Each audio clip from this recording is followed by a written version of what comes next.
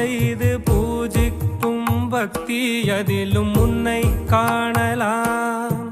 பசி என்று தன் முன் வந்து கையேந்தி கேட்கும் போது தன் உணவை தந்தால் கூட உன்னை காணலாம்.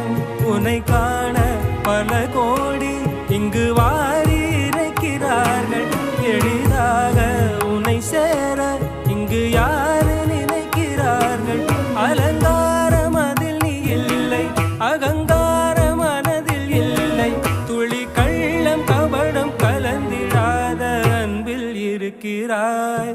உணர்ந்தேன் உனையே